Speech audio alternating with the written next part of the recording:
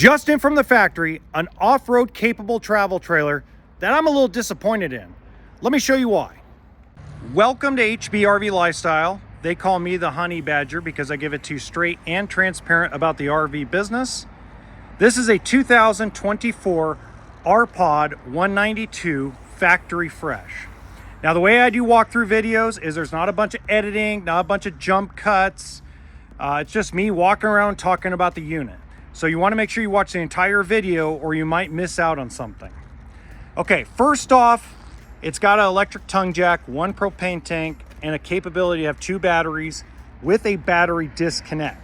Now, if you don't know what a battery disconnect does, it pretty much stores your battery power when you're not using it. Now, one of the disappointing things I am really not happy about with rpod is they didn't change a bloody thing with the exterior. It's the same graphics, and sorry about all the traffic in the background. It's got the same graphics, same design as the 2023s. Now, if you remember, they had this big campaign throughout all the manufacturers saying they're gonna make all these big changes, and they really didn't, okay?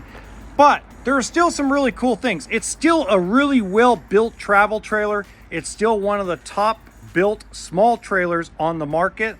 So there are certain things I can't complain about. That's why I said I'm a little disappointed. All right. Now, if we duck underneath, this to me is the biggest waste of money on God's green earth, the independent suspension. And the reason why is because, and you can hammer me in the comments section for this, I understand. But take it from my perspective. I've been selling rpod travel trailers for 15 years. Most rpod buyers don't care about the suspension. They care about weight, they care about length, and they care about quality of the build. Now, I think it's a great option, but I believe putting them on every single rpod is a mistake. The off-road tires and the nice rims, keep those. I'm good with those. But just the suspension part, it's such an overcrowded industry right now. So off-road independent suspension travel trailers represent only 1.5% now. It was 2, it has now just been reported it's only 1.5% of the retail market across the United States and Canada. So just imagine, that's kind of a waste of money. You could save $3,000 just getting rid of that suspension, putting a regular axle, and keeping the tires on. That's my opinion, okay? Now it's prepped for backup camera. It has a ladder, spare tire, 6-gallon hot water heater. Nice size power awning. I like that. That's really cool. Oh, by the way, it also has the propane quick connect right down here. So that's really cool. And you have the spray port to wash off your grill and the black tank flush. Good stuff. All right.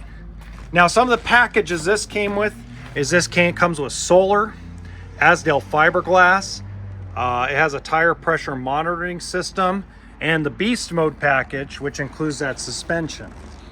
If we look inside here, I'm going to turn the camera. Blair Witch Project. Okay.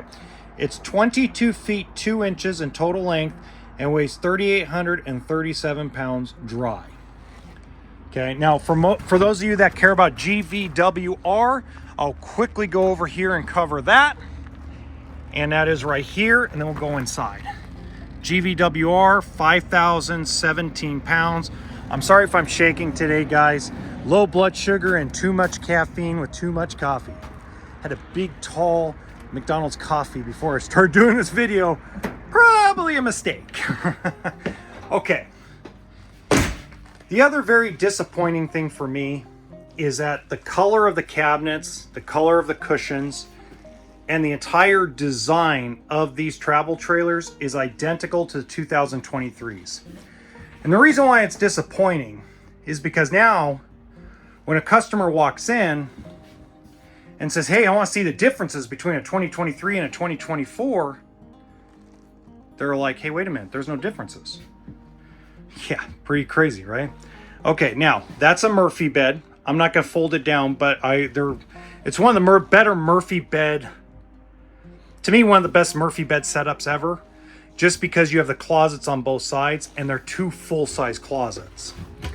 Okay, so you actually can put several hangables. So the way they design this To me, between Ibex, No Boundaries, and rpod, this is the best design I have seen. So let's see if we can put the Murphy bed down one-handed. One hand with the camera, one hand putting it down.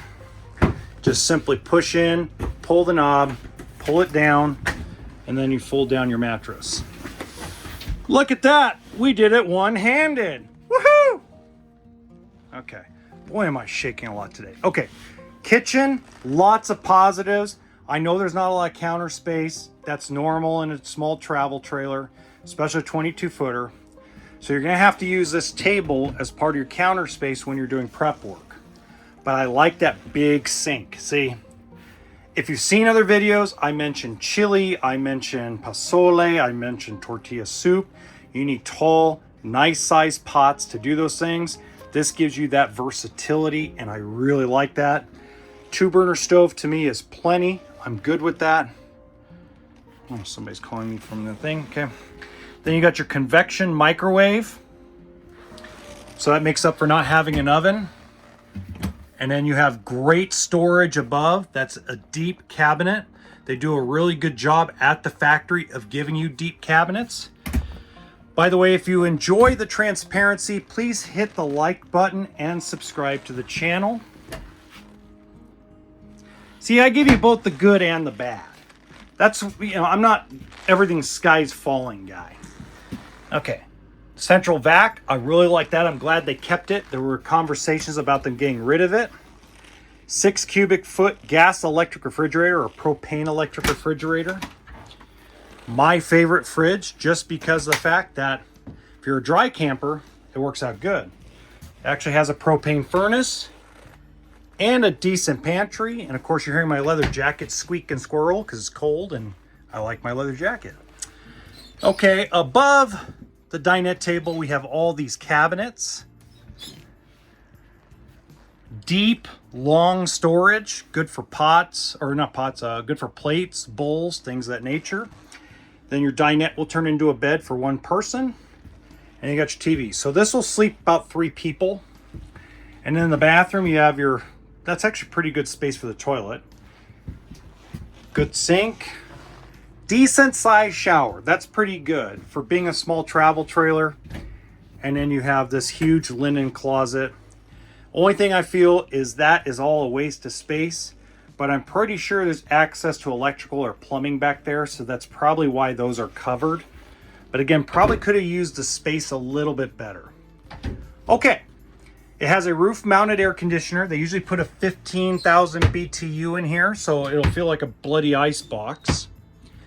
Now, if you want to see my review about rpod and all the rpod floor plans that I have filmed so far to date, in the middle of this video, you're going to see that link pop up. Just click right there and you got all the playlists for you. Until next time, remember that RV stands for toolkit and sense of humor.